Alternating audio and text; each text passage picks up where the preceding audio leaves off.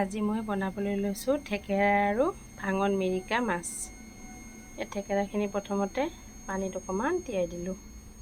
তাৰপিছত বাকী বস্তুখিনি প্ৰস্তুতি কৰি লওঁ। এই আলুখিনি মই অকণমান বইল কৰি লৈছোঁ। দুটা চিটি মাৰি আলুখিনি বইল কৰি লৈছোঁ। এতিয়া আলুখিনি ওলাই পিনে অকণমান খচি দি বনাম আৰু। এতিয়া মই মিক্সিত আটাইবোৰ বস্তু একেলগে মিক্সিতে মাৰি লৈ লওঁ। ভাগ ভাগ নকৰোঁ আৰু চব একেলগে এনেদৰে নহৰু, পিঁয়াজ, জালুক আৰু লগতে আদা অকণমান এনেকৈ মিক্সিত পিচি ল'ম। মিক্সিত পিচি লৈ তাৰপিছত থেকেৰাখিনি এনেকৈ হাতেৰে অকণমান মোহাৰি দিম। এনেকৈ মোহাৰি দিলে তাৰ ভিতৰত ৰসখিনি পানীৰ লগত মিহলি হ'ব আৰু তেতিয়া তৰকাৰীখন খাই ভাল লাগিব। অকণমান টেঙা হ'ব আৰু আমাৰ পেটৰ কাৰণে এই থেকেৰা টেঙা বৰ উপকাৰী। আপোনালোকে থেকেৰা টেঙা খাই পাইছেনে? কোনে কোনে খাই পাইছে কমেণ্টত জনাবচোন। আমি হ'লে গাঁৱলীয়া দেই, এনেকৈ থেকেৰা টেঙা মায়ে বনাই দিয়ে সৰুতে মাছৰ লগত জোলকণ বৰ সোৱাদ লাগে। এনেকৈ থেকেৰা টেঙা অকণ এইকণো দিম, পানীখিনিও দিম আৰু থেকেৰাখিনিও পেলাই নিদিওঁ, এইখিনিও তৰকাৰীতে দি দিম। আৰু এইপিনে আলু অকণ হেৰি কৰি লৈছোঁ, সিজাই লৈছোঁ। আলুখিনি বাকলি গুচাই লওঁ, তাৰপিছত চাই থাকক। এয়া তেলকণ গৰম হ'ল, তেলকণ অকণমান তেল দি পিনে মছলাকণ অকণ ভাজি লৈছোঁ। অকণ ৰঙচুৱা হোৱাকৈ ভাজি লওঁ।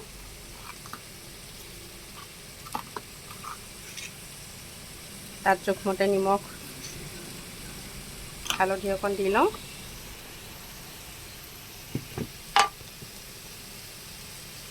নিমখ আৰু হালধি দিলোঁ, অকণমান ভাজিম ৰঙচুৱা হোৱাকৈ।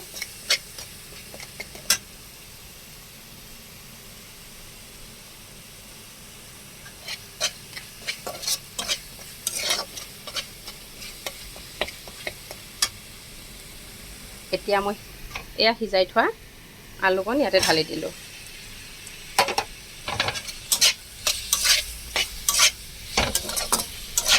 অকণ ভাজি ল'ম।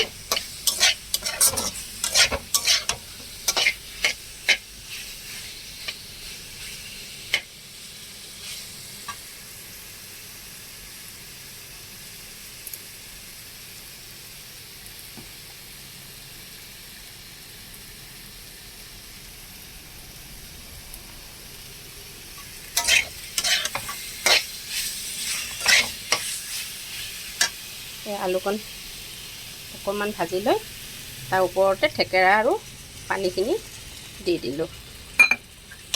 এতিয়া লৰাই দিম।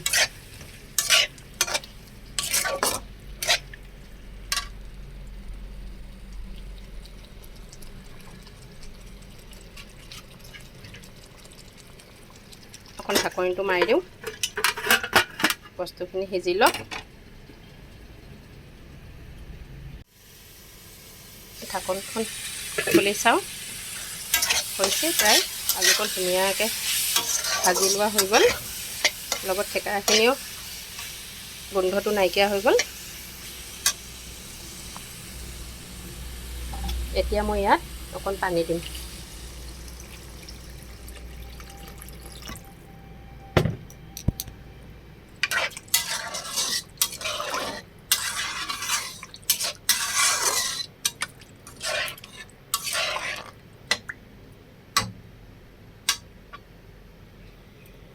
থেকেৰাত আলুত পানী দিলোঁ, এতিয়া অকণমান উতলি ল'ব। উতলি আহিছে, উতলি অহাত মই অকণমান জিৰাৰ গুড়া দি দিছোঁ। জিৰাৰ গুড়া দি অকণমান লৰাই পিনে ইয়াত মাছখন দি দিম। এয়া ভাঙন মিৰিকা আৰু কি কুহি মাছ বুলি কয়, তাকে কেইপিচমান দিয়া হ'ল।